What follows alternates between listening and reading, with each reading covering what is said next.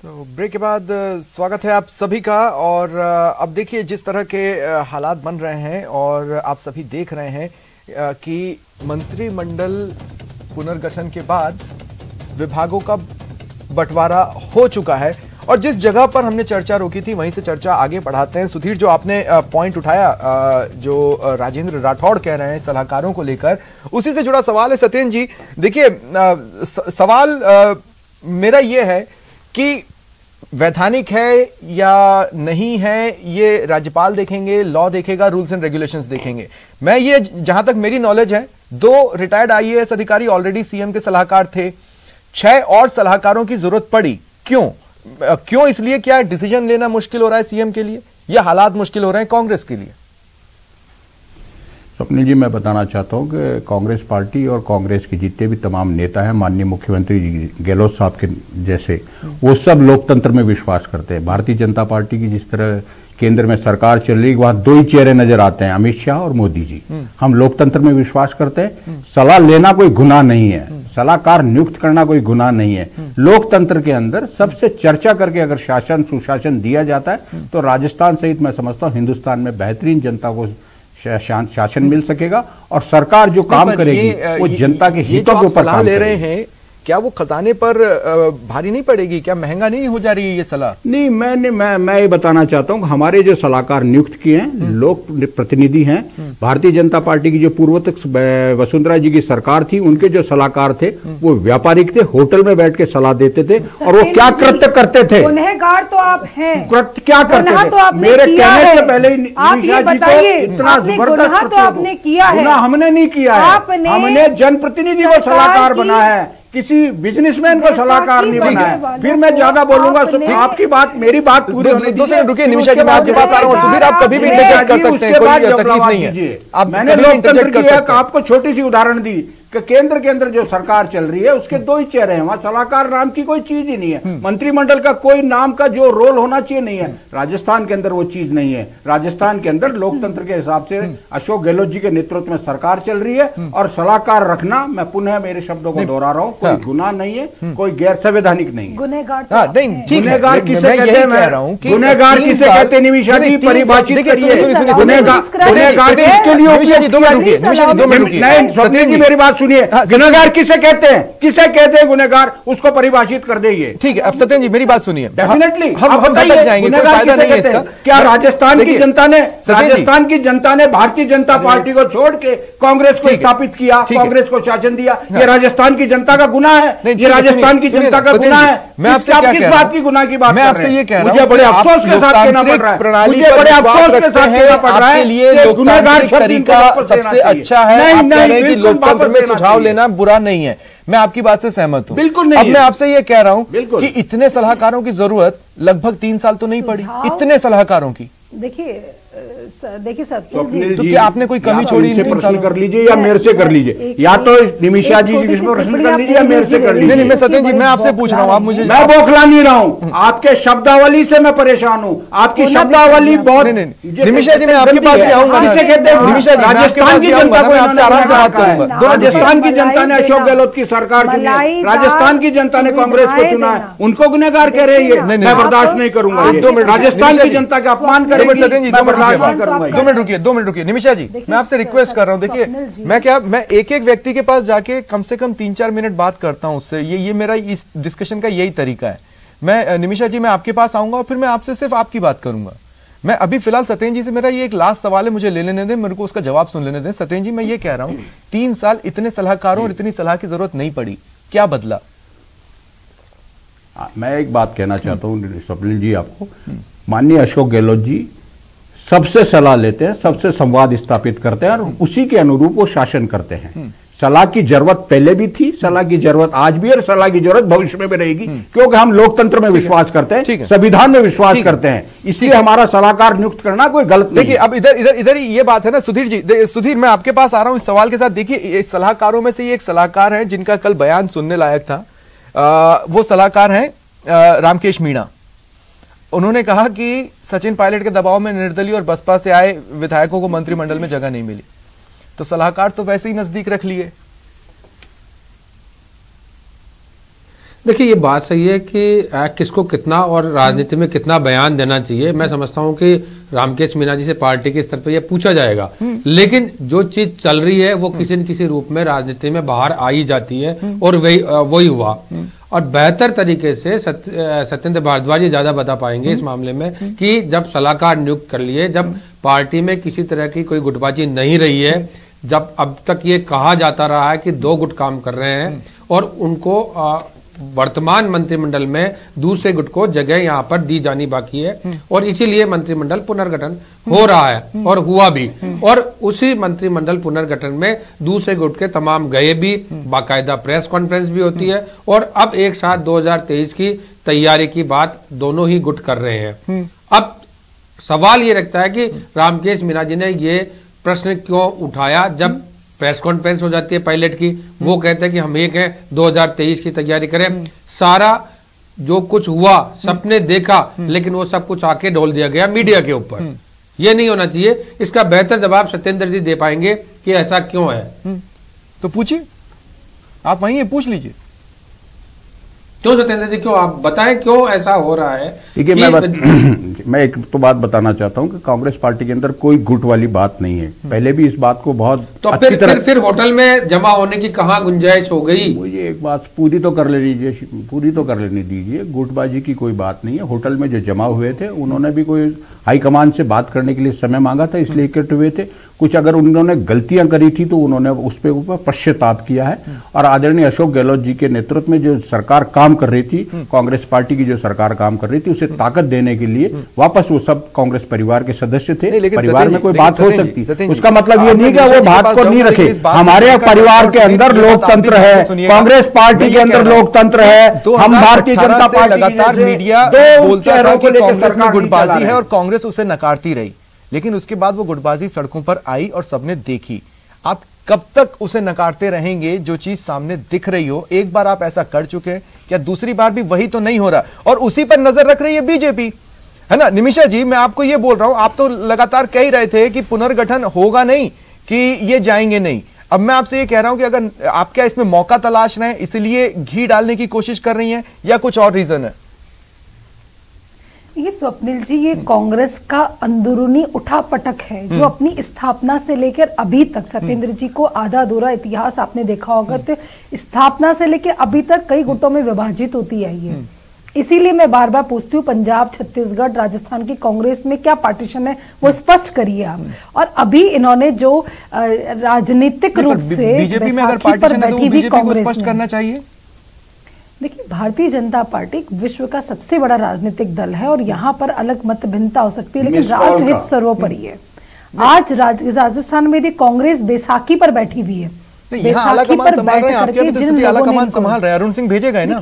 देखिए स्वप्निल जी, एक प्रश्न बड़ा रिलेवेंट सा है, एक प्रश्न बड़ा रिलेवेंट सा है, क्योंकि बार बार लोकतंत्र की दुहाई देते हैं। तो मुझे बताइए ना, कांग्रेस का राष्ट्रीय अध्यक्ष क्या गांधी परिवार के अलावा कभी कोई बन सकता है? सत्येंद्र जी, आप तो स्वप्न भी नहीं देख सकते ना। मैं आपको बताना चाहता हूँ, मैं आपको फिर बताना चाहता हूँ, गांधी परिवार के, मैं फिर सीताराम केसरी क्या थे, नरसिम्हा राव जी क्या थे, किस तरह किस बात कर रहे हैं, किस तरह की बात कर रहे हैं?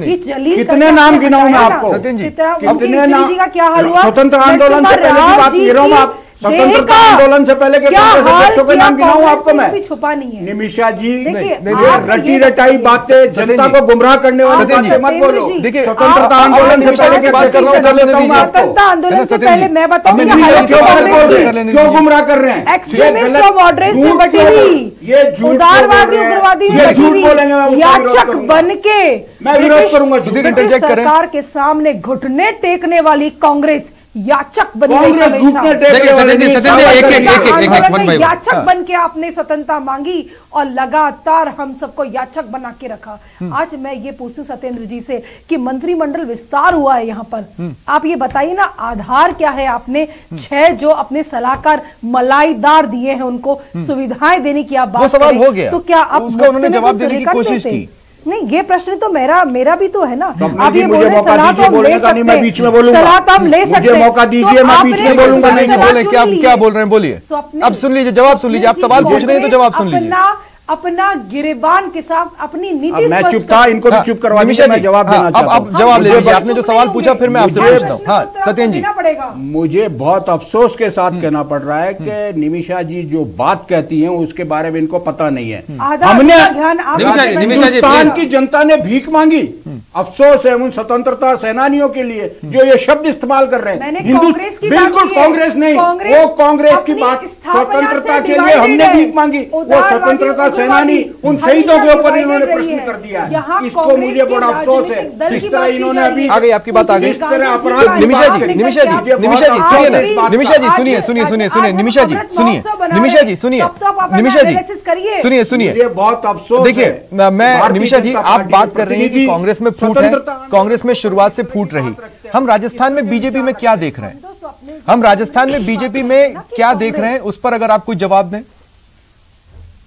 देखिए हम वही चीज देख रहे हैं ना, जिस राजनीतिक दल का राष्ट्र हित सर्वोपरि हो वहां मत भिन्नता हो सकती है, लेकिन हम बूथ से लेकर केंद्र तक एकजुटता के साथ में है। देखिए क्या हुआ धौलपुर में, आप सिर्फ क्या हुआ धौलपुर में, सतीश पूनिया जी के बर्थडे पर विशेष लगी, विश किया लोगों ने पोस्टर लगा के, उसमें सांसद का भी फोटो था, सांसद ने वो पोस्टर हटवा दिए कि मेरा फोटो मत रहने दीजिए। तो इसका क्या मैसेज गया, इसका क्या मीनिंग गया?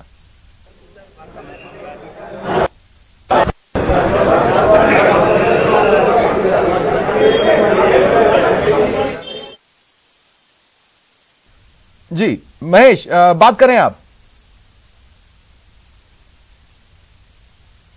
महेश सुन पा रहे हैं मुझे?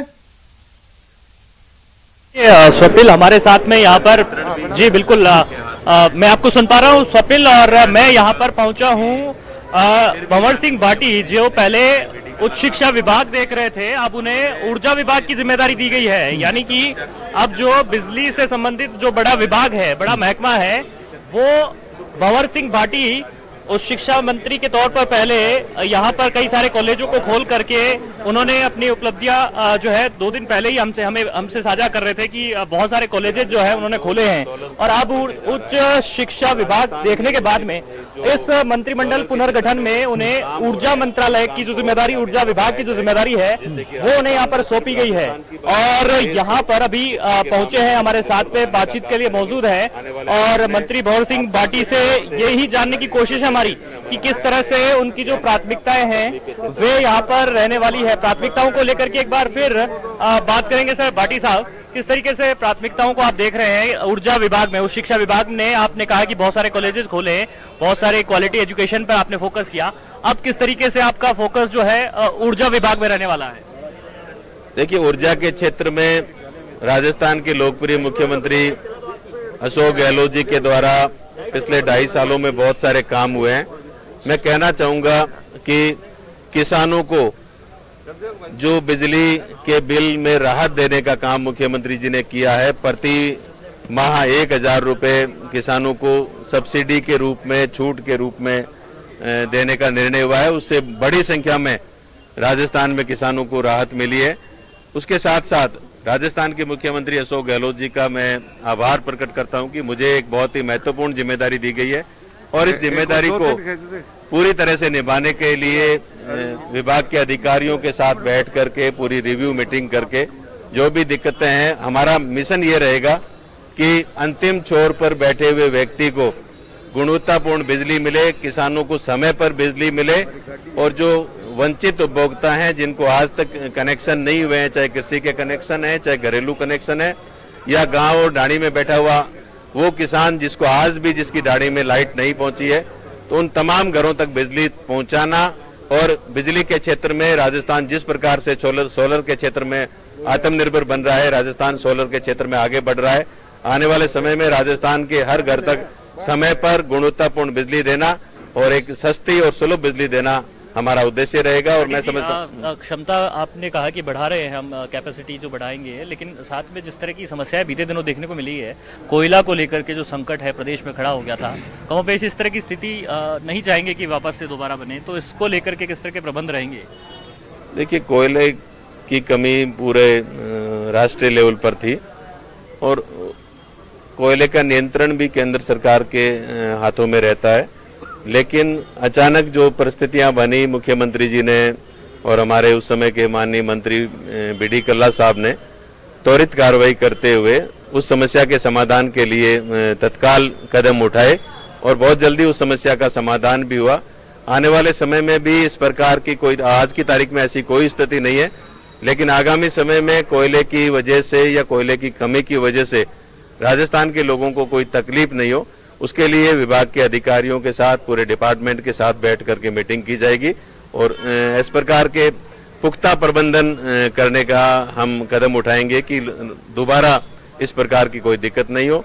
आज की तारीख में किसानों को पूरी जो सरकार के द्वारा घोषणा की हुई है उतनी बिजली मिल रही है, 6 घंटे और 7 घंटे।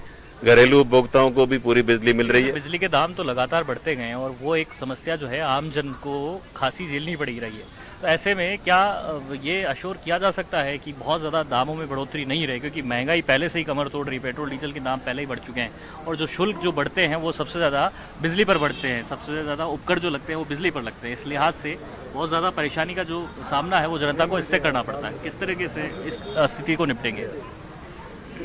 देखिए, बिजली निश्चित रूप से आम आदमी से जुड़ा हुआ विभाग है और उसमें राहत लोगों को दी जाए, आर्थिक भार कम से कम आए, उस पर काम किया जा रहा है। मैं ये कहना चाहूँगा, मैंने जैसा बताया कि किसानों को बड़ी छूट दी गई है, मासिक बिल में छूट दी गई है, तो उसी प्रकार से जो मूल्यवर्धि की आप बात कर रहे हैं तो उसका भी पूरा एक विश्लेषण किया जाएगा और पूरा प्रयास ये किया जाएगा कि आम आदमी पर महंगाई का भार कम से कम आए या नहीं। तो देखिए, अब समय की बाध्यता है। बहुत बहुत शुक्रिया आप तमाम मेहमानों का मेरे साथ जुड़ने के लिए और अपनी अपनी बात रखने के लिए। तो विभागों का बंटवारा हो चुका है, अब देखना यह है कि क्या ये विकास की गारंटी हो सकती है। चलिए, बहुत बहुत शुक्रिया, नमस्कार।